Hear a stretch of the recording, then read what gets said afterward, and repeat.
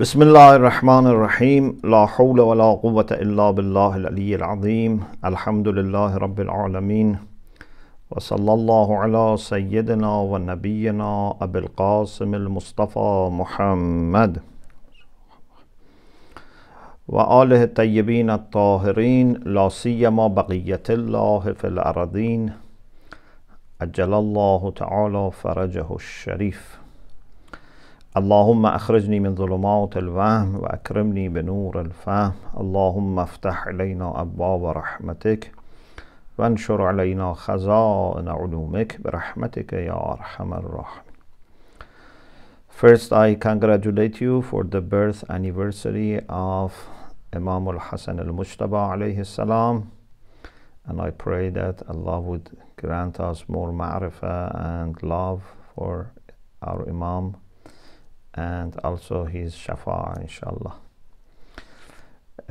Before we continue with the book, I like to mention this hadith from Rasulullah sallallahu alaihi wasallam about Imam Hassan alayhi salam.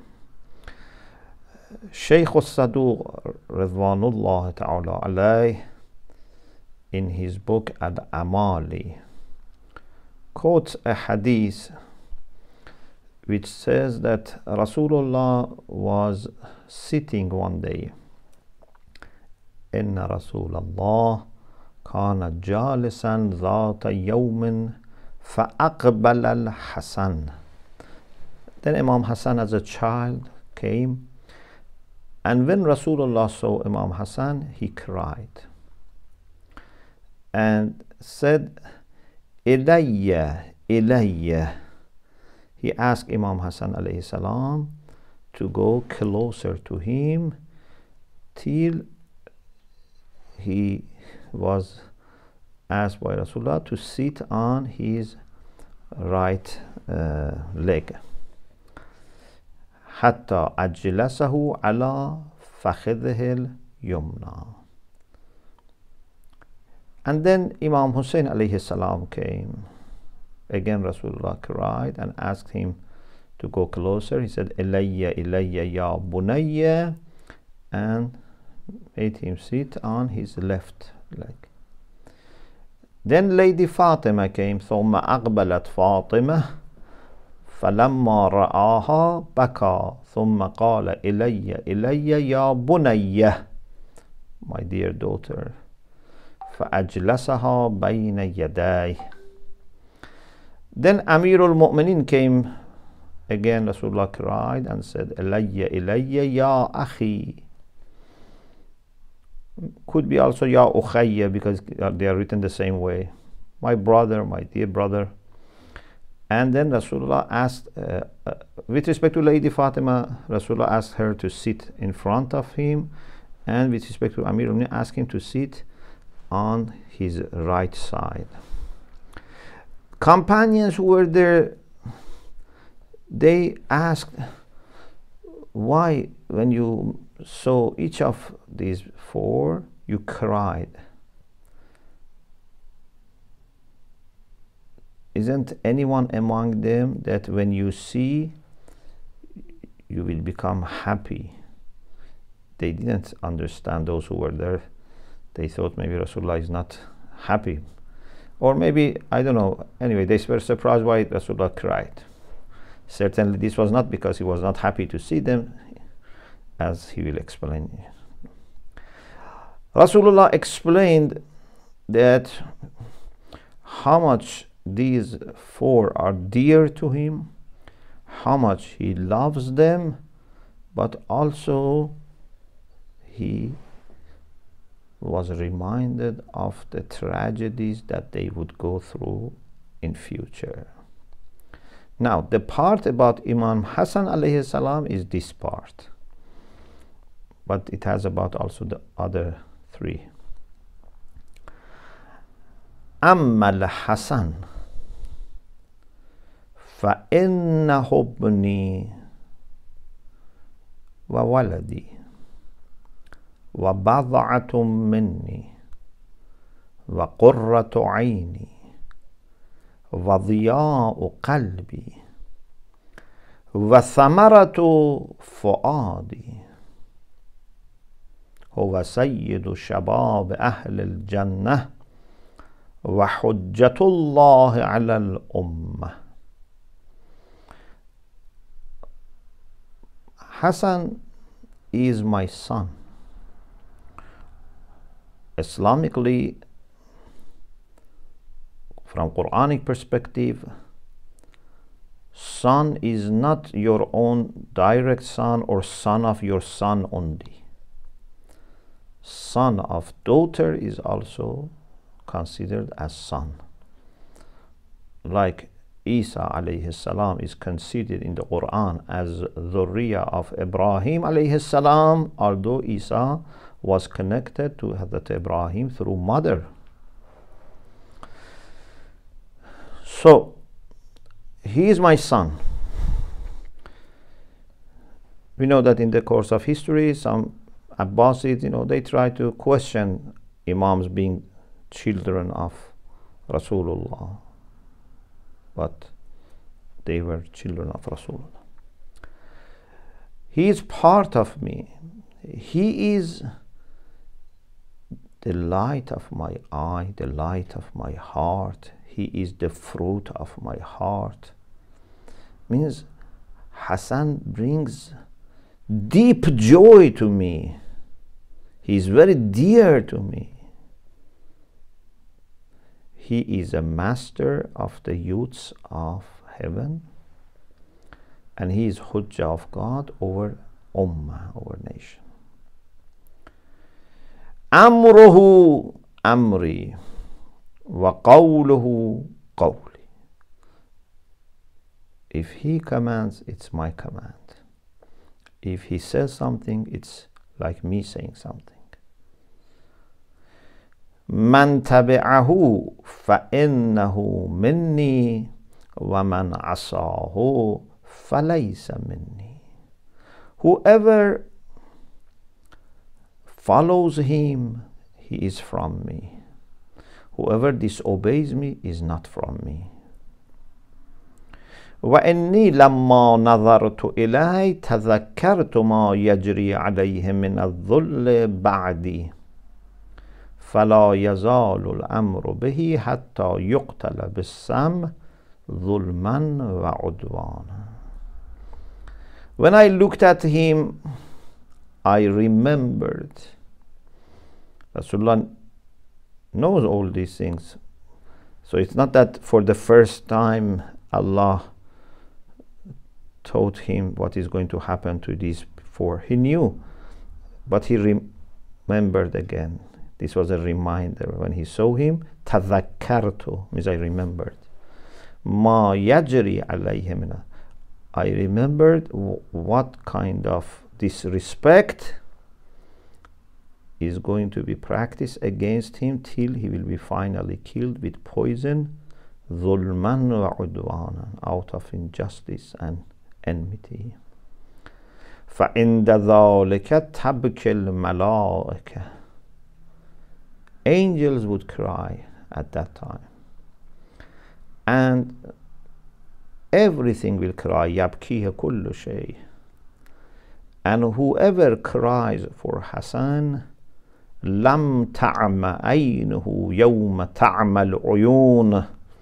On the day of judgment, some people will be resurrected as blind. قال رب لما حشرتني أعمى وقد كنت بصيرا. قال كذلك أتتك آياتنا فنسيتها وكذلك اليوم تنسى. So, some people will be resurrected as blind because when Allah's communications and signs were given to them, they forgot, they turned away. In this hadith says, on that day that some eyes become blind, if someone has cried for Hassan, his eyes would not be blind. وَمَنْ حَزِنَ عَلَيْهِ لَمْ يَحْزَنْ قَلْبُهُ يَوْمَ تَحْزَنُ الْقُلُوبِ. If someone becomes sad for the pain that Imam Hassan had, for the suffering that he went through, then his heart would not be in grief the day that many hearts would be in grief. وَمَنْ زَارَهُ فِي بَقِيعِهِ ثَبَتَتْ قَدَمُهُ عَلَى الصِّرَاطِ يَوْمَ تَزِلُّ فِيهِ الْأَقْدَامِ. On the day that some feet will be not able to remain firm, and they will collapse. If someone visits him in Baqi', his feet will be and his steps would be firm on Sirat. They would not collapse, they would not fall. So this is what I wanted to share at the beginning of this session, because it's coinciding the birth of Imam Hassan alayhi salam, and to say that how much Rasulullah loved Imam Hassan alayhi salam, how much Allah subhanahu wa ta'ala loved Imam Hassan alayhi salam, and how much these infallible Imams from childhood, they are pure, and they are going to become Hujjah of Allah at a certain time. That's a kind of position. It's not only formal position, but it's a position which takes form in a certain time. When Rasulullah is there, he is the Hujjah of Allah. But in the spiritual world, if you go beyond time and space, these people with their entire being, they are immaculate and they are pure. It's not that before they become Imam they may do some mistakes or commit some sins, na'udhu billah, and later when they become Imam or closely before that, then they become immaculate. It's not like that. We believe that they are from before they become prophets or Imams or Ma'soom, and after, in their personal life, in their mission, in their leadership, in every aspect of their life, they were immaculate. So this is about our great occasion today. Now we go to the book Ta'aleem Tarbiyat Dar Islam by Ayatullah Mutahhari, and we have reached the lesson on developing and cultivating the potentials and talents of the learners. He starts with saying that there is a difference. It's a very good point. There is a difference between education, including training, pedagogy, and say industry. When you produce in industry something, you introduce changes. For example, you get a piece of wood and turn it into a sofa, into a chair, into a desk. Lots of changes take place. When there is education and tarbiyah, also changes take place. But these are not similar in nature. In industry, you know the materials, you know their characteristics, you know what is good for beauty, what is good, for example, for firmness, what is good for reliability, etc. Use different materials. But you are imposing from outside some forms, some what we call in philosophy surah, some forms on the materials. And the material doesn't have any understanding, doesn't have any role. It's just in your hands and under your machine. You do something with this. Tarbiyah is definitely totally different. Tarbiyah means that you help the potentials, the talents grow. They naturally should come out.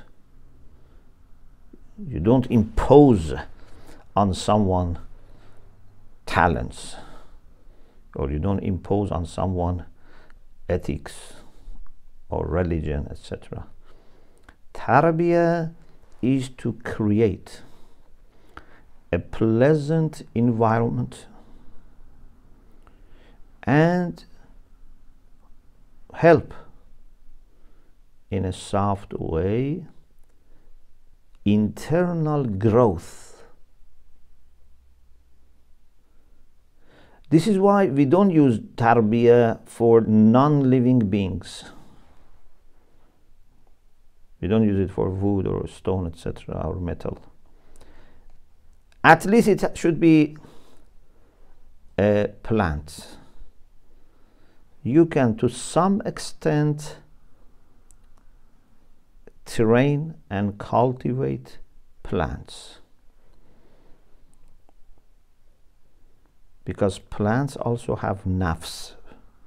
In Islamic philosophy, we say plants have nafs nabatiyya, animals have nafs haywaniya, and human beings have nafs natiqah.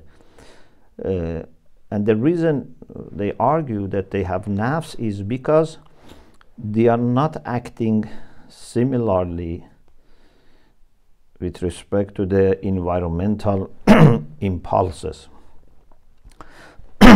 Sorry. So if you have flowers in your garden, you cannot expect all the flowers of the same type in the same soil under the same sunshine, etc., grow the same. Now, each of them would grow differently. If you are careful and observe them well, you will realize that each of them would grow differently because they have nafs. Animals are clearer, and human beings are the clearest in having nafs. In any case, for plants we can use this, for animals we can use, tarbiyah, but human beings have greatest capacity for tarbiyah. In the same way, this is one point. The second point, in the same way that you cannot pressurize a plant, for example, a flower, a tree. You cannot pressurize them to grow. For example, you want them to grow longer.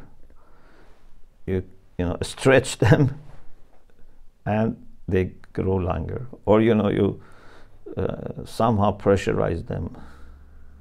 You may kill them, you may even destroy them.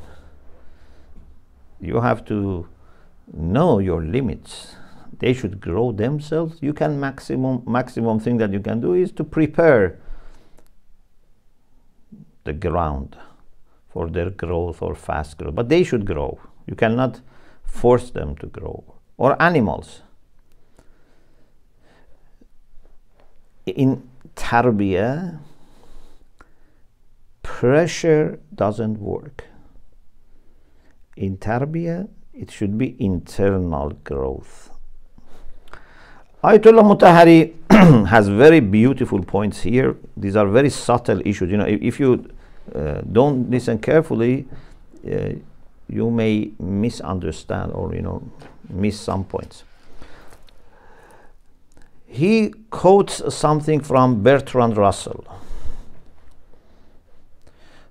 Russell was a philosopher, but he says that he many times talks in the way which is more suitable for literature, a kind of poetic language, etc. He has good points, of course. We don't agree with whatever he said, but there are nice points. And Ayatullah Mutahhari is very fair and open if someone says good things, to appreciate. He has here an example that he likes to mention. He finds it useful. Russell says that education should not be by force, like what they do with some animals in cirques. For example, bears or elephants. You know, when they want to train them to come on the stage, and you know, for example, when they request, you know, they raise their foot, etc.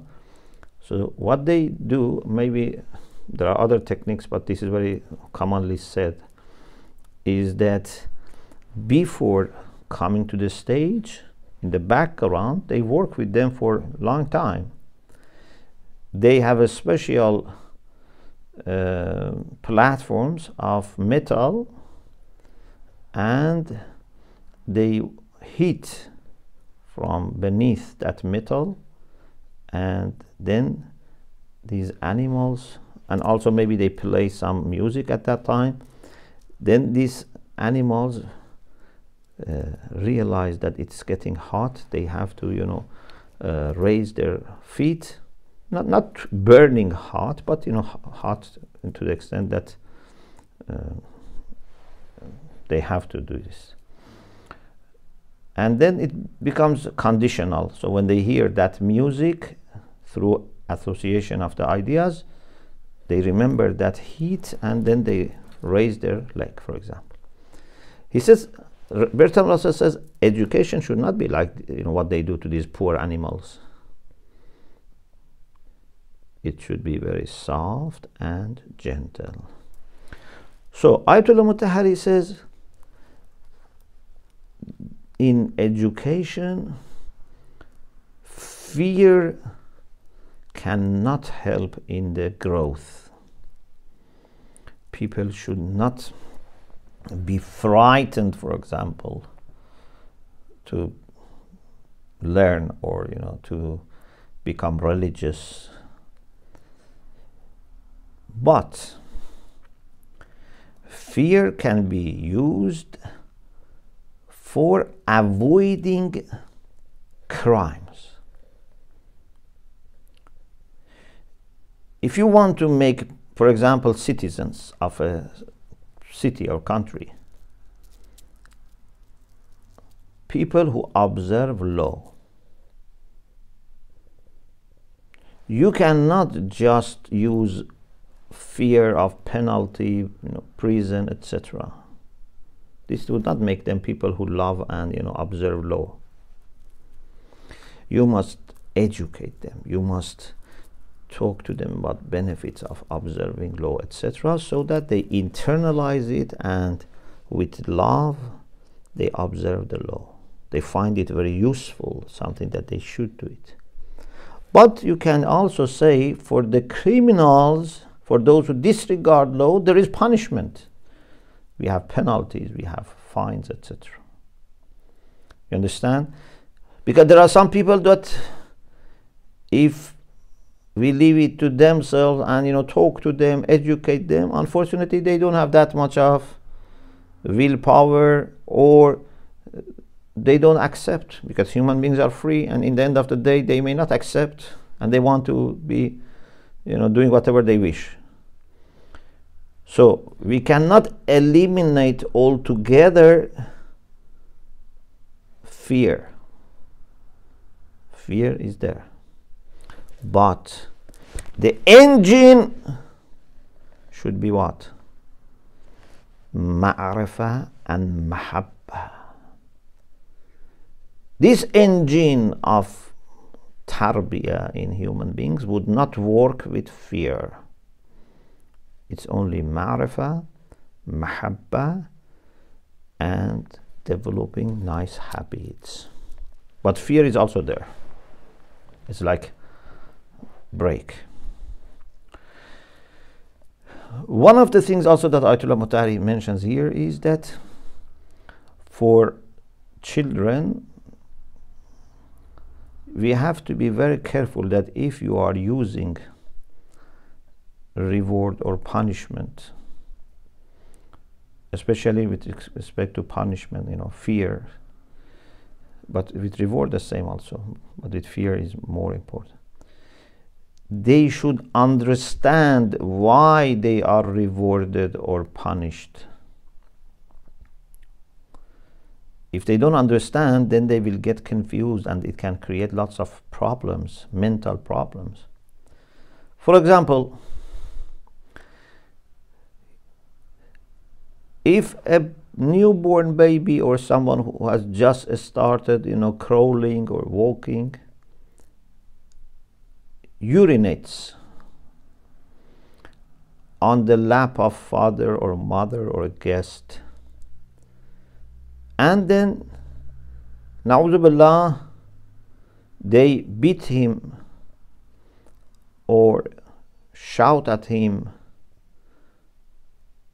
especially when the child is urinating, this child gets confused, doesn't know why they are shouting at him or they are beating him. Even if it is a little bit, it doesn't need them to be strong, to cause injury or bruise. Even a little, just like this is bad. Or shouting. Because this child doesn't understand and thinks that he should not urinate. In future, whenever he wants to urinate, would have this problem. If you don't want him to urinate on your lap or lap of guests, okay, maybe you can use nappies, etc. before. But when the child starts urinating, you must not annoy the child. And he refers to famous example about Rasulullah sallallahu alaihi wasallam, that sometimes parents took their babies to Rasulullah sallallahu alaihi wasallam to say azan and iqama to their ears. And when Rasulullah was praying, maybe the child was urinating on the lap of Rasulullah, and parents were very disturbed and worried, and they wanted to move away the child. But Rasulullah was saying, no, la tuzrimu, do not disturb, do not stop what he's doing. And this is very important. So if the child doesn't understand why he is punished, then not only it doesn't help with your purpose, rather can cause other confusions and problems. So if a child, for example, has hurt his small brother or sister, and you punish him and he doesn't understand why, then this is not helpful. And you should also understand that the child has certain level of understanding. You shouldn't expect too much from a child. I say something I hope inshallah would be useful for those who have little children. One of the also common mistakes of parents could be that when you have one child, he's a child, and don't treat too much. He's a child, she's a child. But sometimes when you have a second child, unconsciously you expect too much from your other child because just a little bit older. For example, he's now 3 years old, 4 years old. All of a sudden you may expect him to act as an adult. He's a child, she's a child. Just because the other one is younger doesn't make this person an adult. But unconsciously we sometimes we may expect too much from our elder children because they are just a little bit older. This is also a point that you have to observe. So in Islamic education, we look at education as a way of helping someone to grow their talents, their potentials, freely, voluntarily, and we are just there to facilitate, to help, our encouragement, our advices, our experiences that we share, rewards can help. Mentioning problems, warnings can also help to avoid disregarding these things that they want to develop. And all should be done with love, with respect. You cannot be a good murabbi if you don't love your trainees. And you have to be moderate, but not to lose control. You can be very moderate and still be in control. You can be very harsh and have no control. Some people think to have control, to be, in charge, means to have to be harsh. No. Actually, people who are harsh, they are not in control. They are just reacting because of their emotions being hurt, etc. In Nahjul Balagha, we have 3 wise sayings that Ayatullah Mutahhari quotes here. All of them are similar, but with different, applications. For example, Amirul Mu'minin alayhi salam said, "Inna lil qulub shahwatan wa iqbalan wa idbaran." Human hearts have some shahwa, some appetite. Iqbal and idbar. Sometimes the heart is very cooperative. It's coming forward. Sometimes is reluctant and goes backward. فَأْتُوهَا مِنْ قِبَلِ شَهْوَتِهَا وَإِقْبَالِهَا. So, see, if you want to do something, see what your heart wants. When your heart is cooperative, and in that way, push your heart forward. But فَإِنَّ الْقَلْبِ إِذَا أُكْرِهَ عَمِيَ. But if you force it, then the heart becomes blind and can even rebel. So look at good times, good ways to create some energy, some positive attitude in your heart, and then do it. If you just wait, also may not work. Because, if you say, for example, for ibadah, inshallah, we'll talk about it. For ibadah, for example, I say, okay, when I have good feeling, I do ibadah. When I don't have good feeling, I don't do ibadah. If you just wait like this, it may never happen, or maybe become less and less frequent to have good feeling. But you have to consider this. For example, when you don't have good feeling about ibadah, do the minimum. Watch ibadah and a little. But when you have good feeling, you can do more. And you can little by little create discipline, and this discipline helps hearts to be prepared also. But don't push too much your heart. It can rebel. It's like a horse which is not tamed. If you want to control the horse which is not tamed, can run away and can even kill you. Another saying of Amirul Mu'minin in Nahjul Balagha wise saying is this: إِنَّ هَذِهِ الْقُلُوبِ تَمَلُّ كَمَا تَمَلُّ الْأَبْدَانِ فَابْتَغُوا لَهَا طَرَائِفَ الْحِكْمَةِ. These hearts become bored. Like body when becomes tired, heart can also get bored. It's like tiredness of the heart. In such circumstances, seek for some refreshing pieces of hikmah, maybe in the form of stories, in the form of poems, in the form of nice pieces of literature, especially stories. These things can refresh your heart.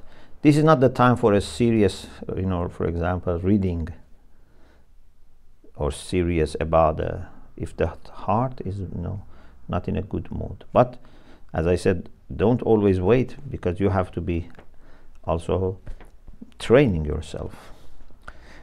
In another hadith, Amir al-Mu'minin says, "Inna lil-qulub iqbalan wa idbaran, fa idha aqbalat fahmiluha ala an-nawafil, wa idha adbarat faqtasiru biha ala al-fara'id."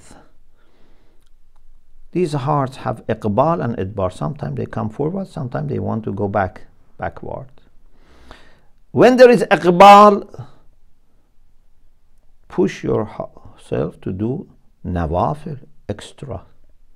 When there is idbar, do wajibat. Wajibat are not compromised at all. Okay, this is about the difference between tarbiyah and industry, how tarbiyah needs preparing the environment, but keeping the fear and warning for avoiding wrong, not as the main engine, and about heart of human beings having different conditions, and we should consider that. Then he starts talking about training body and soul. I mentioned the part about body, and the part about soul we leave it for the next session, inshallah. Is Islam in favor of training our body, or it's against it? Because some people may think in Islam we should not train our body, or have exercises for our body and try to strengthen our body. Soul is important, or even may think that body has to be weakened so that the soul can grow. There are some types of spiritualities that they try to strengthen the soul by not eating that much, not drinking, not getting any physical animal pleasure, etc. Islamically, we have different attitude. We say, don't eat too much, don't be lazy and sleeping too much, not having physical activities, etc. But this is not because we want to weaken the body. No, actually, this is for health of body as well. With healthy and a stronger body, actually a spirituality is helped.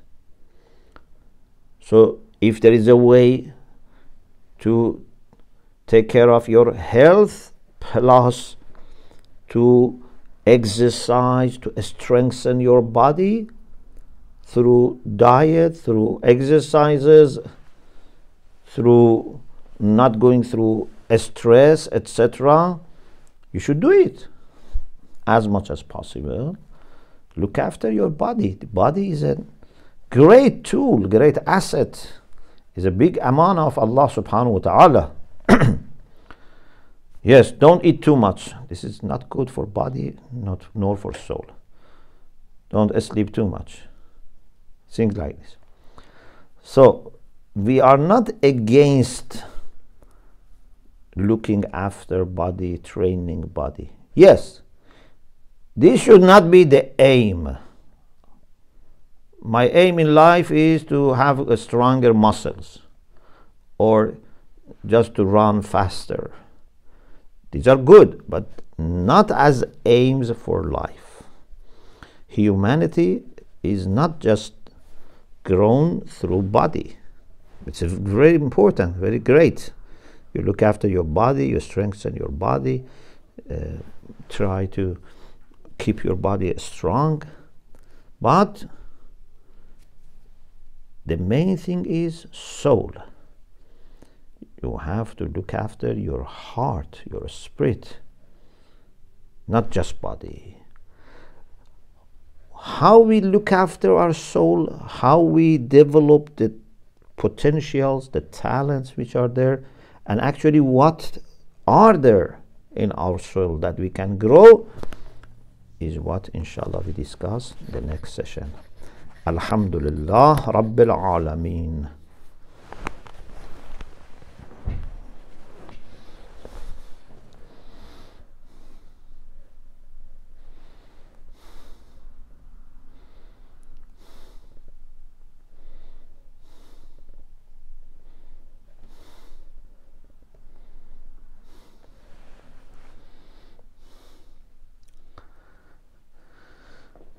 We have maximum 5 minutes to 12, and I have to go somewhere, so if there is any necessary question, please let me know.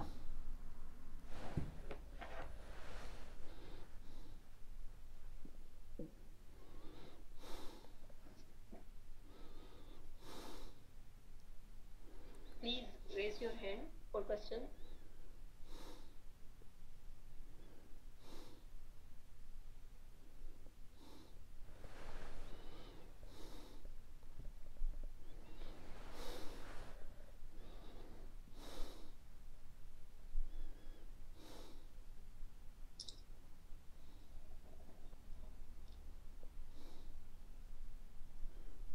Yeah, over there. Okay, there's one question. Pardon? There's one question. I think Sister Batul has raised hand, or? Yes. Assalamu alaikum. Assalamu alaikum. So this can be our question. Bismillah. We as parents mostly force our children choose the subject, relevant subject like math or physics, something. We force our children. Is this behavior okay? Yeah. Inshallah, we talk about this and also about the first 7 years. So, if your children are not studying at all, then you may need to gently push them. But it's better if you spend some time, maybe initially more time, but later you would save lots of time, by convincing them why they should study. What are the benefits of studying? What are the harms of not studying? If they have reached the level of understanding that you can talk to them about these things, it's better to spend time on convincing them. But if they are too young, for example, and they don't want to go to school, at all, okay, you have to push them a little bit. And then later this becomes a habit and becomes easier. But we have to also consider that we should not start serious, structured education in very early age. The child needs also to be left free and to enjoy their childhood. So if you see your child is still too little to understand the benefit, don't push them too much to a structured discipline that might be too difficult for them. But inshallah, gradually we will talk about this, inshallah. Thank you very much for the question. Ahsantum. May Allah bless you. Okay, I seek your permission, and inshallah we pray for each other. May Allah inshallah keep you healthy and very enlightened and empowered, inshallah. Iltimas dua fi amanillah. Ahsantum. Thank you very much. Khuda Hafiz.